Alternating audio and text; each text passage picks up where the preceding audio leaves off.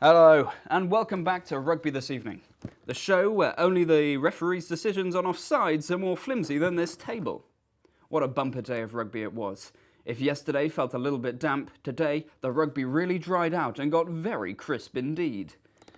The first match of the day saw Australia play Fiji. That's Australia looking to recover from a patchy run of form and losing star right winger Israel I hate Neil Patrick Harris Folau, who is banned for life for good, hopefully for good. The second game saw France against Argentina, a match where neither of the two teams speak English as a first language. That's a stat, use it later. And third was South Africa and New Zealand, one that clearly no one cares about very much. Indeed.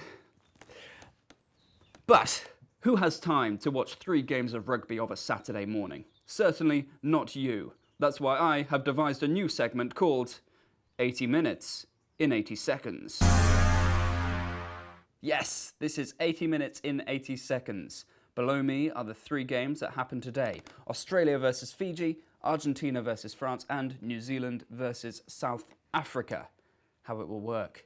1 minute equals 1 second. We will go through the game at breakneck pace. We will experience the same amount of joy and thrills and stress as I experienced watching them. And no one will ever have to watch a game of rugby again. Can I have 80 seconds on the clock, please? And here we go.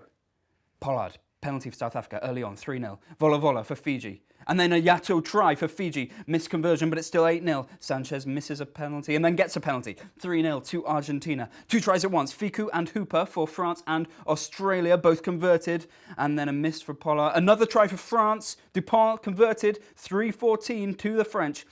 New Zealand draw level with a Moanga penalty. Vola gets a penalty to draw Fiji a little further away still. And another, it's a try. It's a try for New Zealand. Bridge has scored. Moanga converts. And, oh God, New Zealand has scored again. Scott Barrett, 17-3 to the All Blacks. Ntamak scored a penalty for France to draw a little bit further away still. Vola gets a penalty. Again, Fiji drawing away. Australia pinned them back with a try, missed conversion, but still.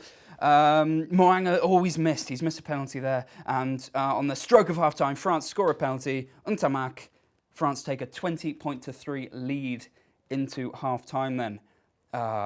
Fiji leading 14 points to 12. That's a surprise. And New Zealand with a huge lead after that crazy few minutes where they scored all 17 of their points. They lead 17 points to 3. Whew.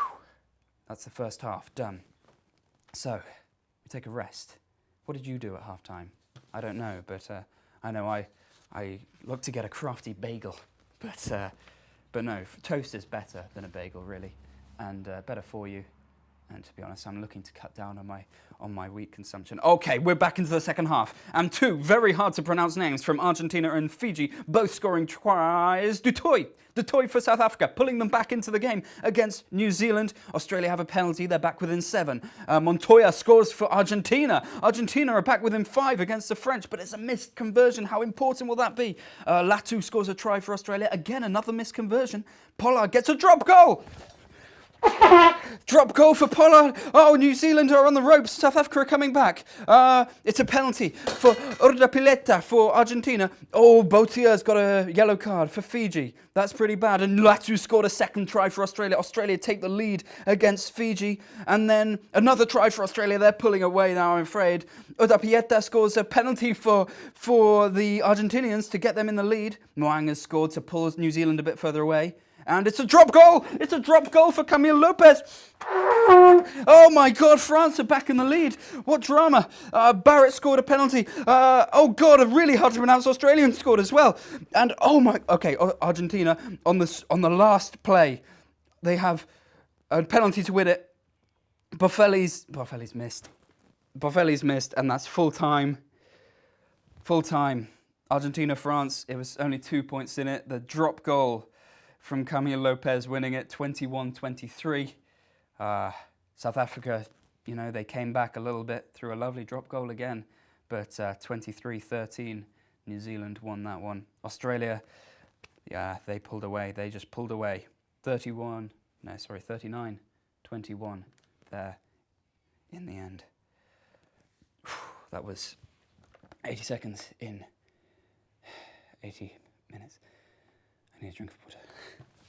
That's the end then. So Argentina, that miss meant they fell short of France. Just 2 points in it. 21-23 was the final score.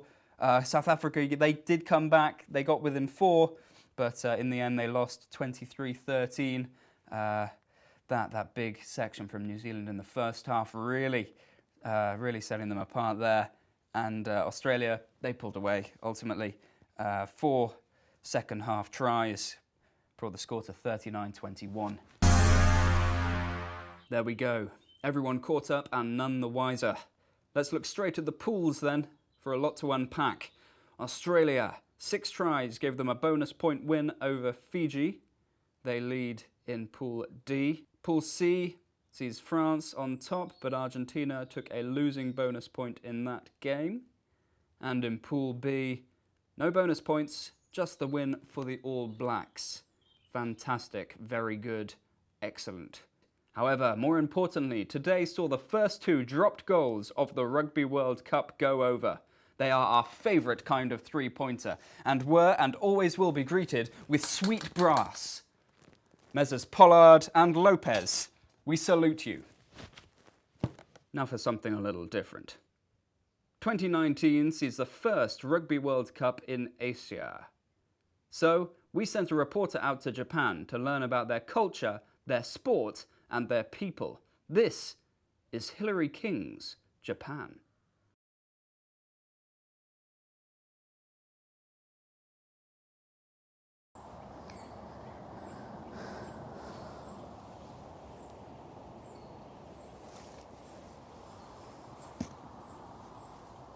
Water skiing, Japan, jiu-jitsu. The time, rugby, and the place, now. And there's nothing quite like either.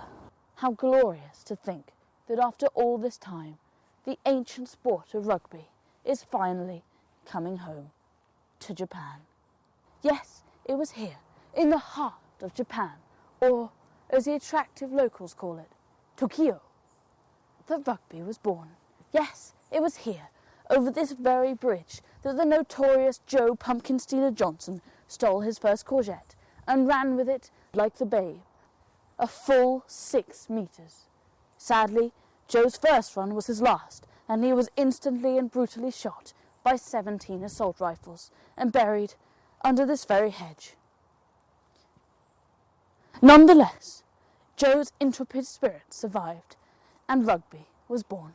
To this day, he remains Japan's greatest man, living or alive. If the extreme rugby bonanza hasn't hooked you, then maybe this will. I have been travelling through Japan for the last 27 months, and I have been looking at the culture, at the people, and above all, at the nation's most favourite sport. I'm Hilary King, and I hate my life. So where better than this ancient Japanese woodland to learn more about the art of rugby? Today I'm going to learn about the unique method that the Japanese rugby players have of ingesting their water. So, are you going to teach me how to do it? Wow, an authentic Japanese water bottle. Go on then, show us how it's done. Wow, okay, that looks hard, but I'm going to give it a go. Did I do it? I feel like I'm doing it.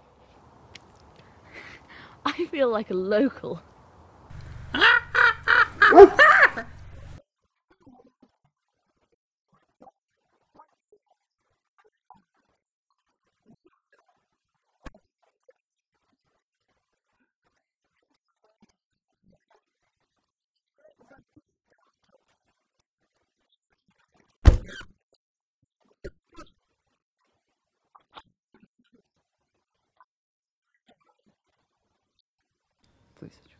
Hillary King there, in Japan. More from her, more from her later in the series. So, what a day it was. Fiji could have beaten Australia if they'd been better at rugby. Argentina could have beaten France if giving away multiple penalties in the opponent's 22 was worth a yellow card. And South Africa could have beaten New Zealand if it hadn't been for 10 minutes of pure, unadulterated commentator baiting Bodie porn. And now, one last order of business. Predictions. Last night, many predictions were made. 2 were correct, both for the head. So the head takes a commanding 3-1 lead against the heart. Join us. Tomorrow, nice and early, Italy versus Namibia. No one will be watching, but I will be hoping that Italy win. Head and heart both for the Italians. Next, a cracking encounter in Pool A. Scotland versus Ireland. Head for Ireland, heart for Scotland. And then, England get their campaign underway. Head and heart for them, against Tonga. That's it for now. Have a good time with your life. Bye.